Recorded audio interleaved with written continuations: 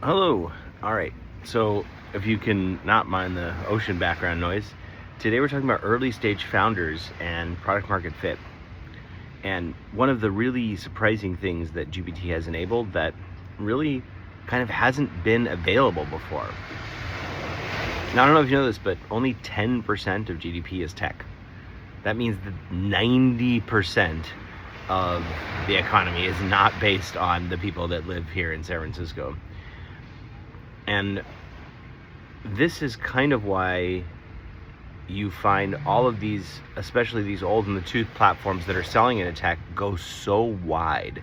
They're like, it's a sequencer, and it's a data tool, and it's a tool to brush your teeth, and it's a tool to climb a mountain, and it's a tool to do everything. Because when they sell to other tech companies, thought is consolidation, if they could just have one best-in-class platform.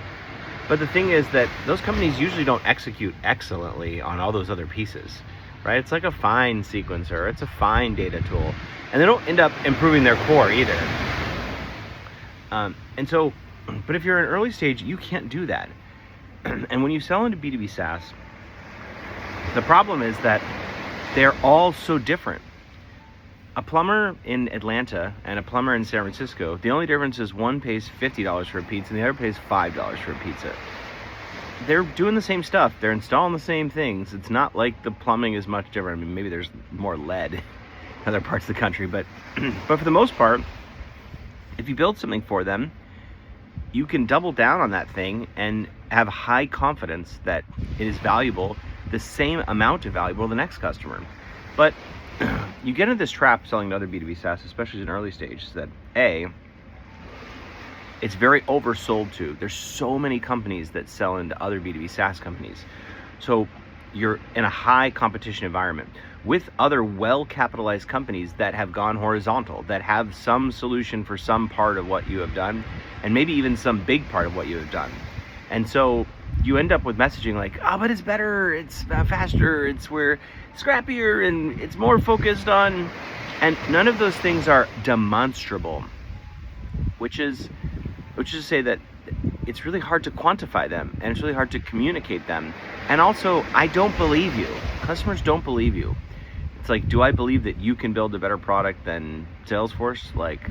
Well, maybe Salesforce, but some other big tech company, like then Airbnb or whatever, no, I don't believe that, because you don't have the brand. And then larger companies, try to capitalize on their brand. But I think that the best thing to do is take all of your technology, everything that it can do today, dump it into ChatGPT and say, what is a vertical that is not B2B SaaS that could use all of the components of what I do for a very specific niche thing that is absolutely critical to their business, that is completely underserved, and then say, write a prompt to create a deep research prompt here. Don't take what I've said above as the prompt. I want you to write the prompt to go investigate this question. And so create that prompt now. And if you do that, you'll find that GPT is absolutely incredible at this. And you might find that there are other sectors of the economy. Oh, well, it turns out that the paving industry has no way to be able to track where their cement is at any given time. And boy, if they could just have a tracking solution, they use Excel, and here are all the reasons that Excel, and by the way, 6 paving companies have gone out of business recently because they couldn't track where their cement was and they missed a job. That's real business. That's real world hardware moving around. If you're moving around bits and bytes, because there's so much incestuous, so many technology companies that sell to other technology companies, it creates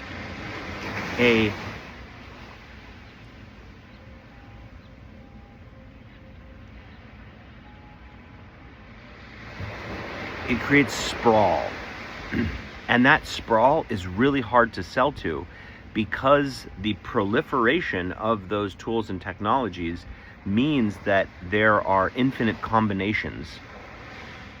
And trying to sell to a customer that has infinite combinations, oh, well, we use Vercel and AWS and Jira and this tool, And oh no, but we're selling this complicated B2B SaaS thing, but also a PLG, product-led motion, and we have and so to build for that customer is like, it's bespoke. And to build for the next one, it's also bespoke. And so what happens is you kind of generalize your value. And maybe that's fine with inbound, because people are like, oh yeah, I kind of have this problem and I kind of know this guy. But when you go outbound, like, no one believes you. And so it becomes just immensely more difficult. But it turns out that, just because we don't live in the parts of the country that have the 90% of the problems that, we live in tech hubs usually, we just don't know. We just don't have exposure to these other problems. But what happens is when you sell into them and you say things like, why am I not showing the ocean? And you say things like, oh, well, we'll help you make sure that we'll tell you where all your shipments are in real time. You're like, I don't have to rely on paper anymore? It's like, yeah, no more paper. And that presents its own problems, but the problem it doesn't present is it doesn't present a positioning problem. The positioning and messaging are relatively easy because it's the same thing for everyone. And B2B SaaS companies get you in this weird trap that is, it's like really hard to explain. I had a founder that I really like sit down with me for like 30 minutes and try to explain me what he did. And I was like, I don't get it. I'm like pretty good at this, but I don't get it. I don't get the problem that you're solving. I don't understand why it's valuable. And, it's like, oh, but it's agents and it's AI agents are going to be the future. And I was like, yeah, I guess so, but like, what problem does it solve? It's like, well, you can do this with them. And it's like, okay. And so, and if I go to my vertical SaaS brands, it just becomes so obvious what they do. And it becomes so obvious who they're for. And the features and the benefits become so obvious. And so I think if you're an early stage company and you're building B2B SaaS for B2B SaaS, just drop in all your features in ChatGPT and say, take all the things that I have built and imagine that a different vertical could use this information. Give me like 5 verticals based on how big of a problem this is for them. How would I modify my technology to serve them? What's the sort of positioning that would resonate with them? And like, what's their current state? And maybe like, how much of the GDP does this represent? Or like, what would they pay for it? Ask those questions and just explore. And you know what? Spend a good week trying selling to them. And if you do that, what will happen is that you'll start to find something really fascinating. You'll find that sales becomes easier, that people respond, that people are interested. And throw away the question is this big enough for my VCs expect $1 trillion exit in 2 years and a double, triple. Like, just ignore all that shit. Just sell to the pain. And if people are buying and they're excited about what you do and you have fast sales cycles, that's what matters. And, VCs will balk about it, but they'll also write the big checks. So that's your daily value. Now I'm just gonna give you a couple of minutes of just the ocean.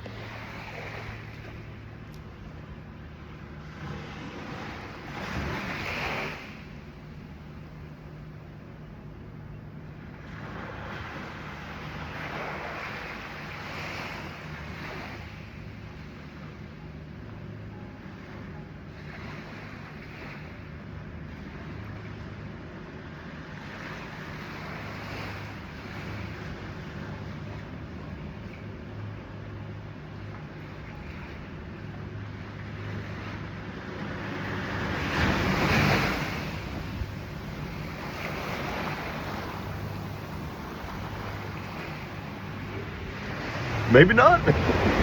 What?